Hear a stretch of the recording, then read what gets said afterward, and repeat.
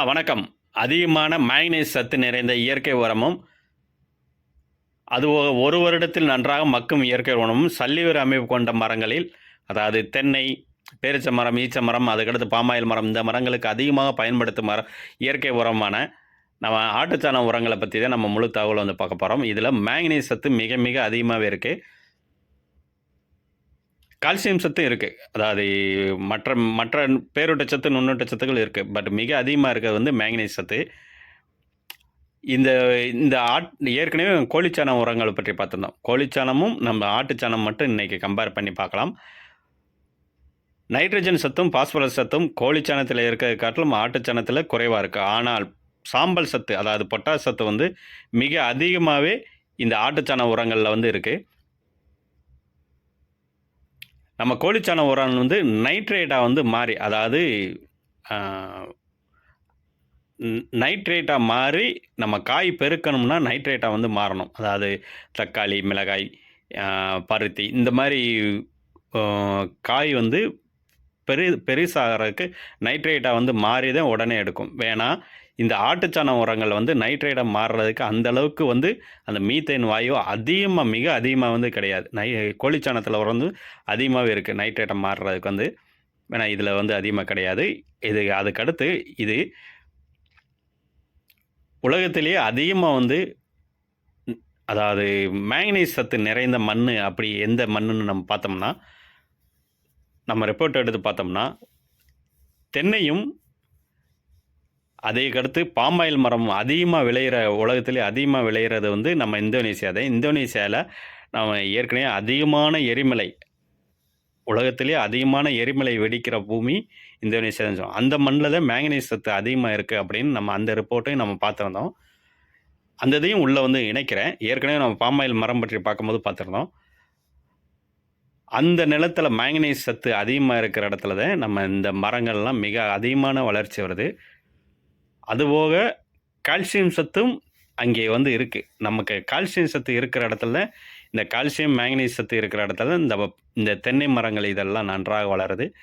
அதுக்கடுத்து இந்த ஆட்டுச்சாண உரங்களில் வந்து மற்ற சத்துக்கள், மற்ற நுண்ணூட்ட சத்துக்கள், அதாவது அயன், ஜிங்கு, காப்பர், போரான் இந்த சத்துக்களும் இருக்குது. அது வந்து மிடிலாக வந்து இருக்குது. இருந்தாலும் இந்த பேரூட்ட சத்து இதுதான் கொஞ்சம் மிக அதிகமாகவே இருக்குது. இந்த ஆட்டுச்சாண உரம் வந்து எந்த நேரம் வந்து பயன்படுத்துகிறது வந்து கொஞ்சம் சிக்கலாக வந்து உருவாக்கும்னா, இது வந்து மேய்ச்சல் முறையில் ஆடுகளை மேய்க்கும்போது வந்து களைச்செடிகள், அதாவது களைச்செடிகளோட விதைகள் வந்து கரெக்டாக வந்து அந்த தை மாதம் முதல் ஆணி வரையில் வந்து அந்த களைச்செடிகளை வந்து மேய்ச்சி அந்த களைகளோட விதைகளை வந்து சாப்பிட்டு வயிற்றுக்குள்ளே ப்ராசஸ் பண்ணி அந்த ஆட்டு சாணங்கள் வழியாக வரும். அந்த சாணங்களை நம்ம வாங்கி நேரடியாக நம்ம நிலத்தில் பயன்படுத்தும் போது களைகளோட விதைகளை வந்து ஆதிக்கம் வந்து செலுத்தும். அப்போ வந்து நமக்கு வந்து பெரிய பொருளாதார இழப்பு வந்து நமக்கு வந்து வரும். அதற்கு என்ன பண்ணணும்னா, ப்ராசஸ் பண்ணி, ஏற்கனவே நம்ம கேரளாவுக்கு வந்து நம்ம ரப்பர் மரங்களை பற்றி பார்க்கும்போது பார்த்தோம்னா, நம்ம தென் மாவட்டங்களில் ஆட்டுச்சாண உரங்களை வாங்கிட்டு போய் வாங்கிட்டு போய் அவங்க வந்து ப்ராசஸ் பண்ணி தான் அந்த சாண உரங்களை வந்து பயன்படுத்துகிறாங்க.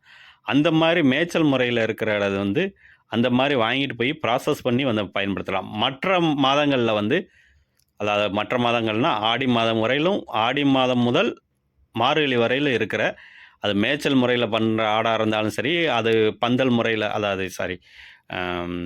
பரன்மேல் வளர்க்குற ஆடாக இருந்தாலும் சரி, அந்த சாணங்களை வந்து நேரடியாக வாங்கி நேரடியாகவே பயன்படுத்தலாம், நிலத்துக்கு பயன்படுத்தலாம். வேணால் பயன்படுத்தும் போது நம்ம எல்லா சாண உரங்களையும் மிக்ஸ் பண்ணி பயன்படுத்துகிறது நல்லது. ஏன்னா ஒவ்வொரு சாணங்கள்லேயும் ஒவ்வொரு வகையான சத்துக்கள் வந்து இருக்குது. நம்ம ஒவ்வொன்றா பார்த்தோம்னா தெரியும்.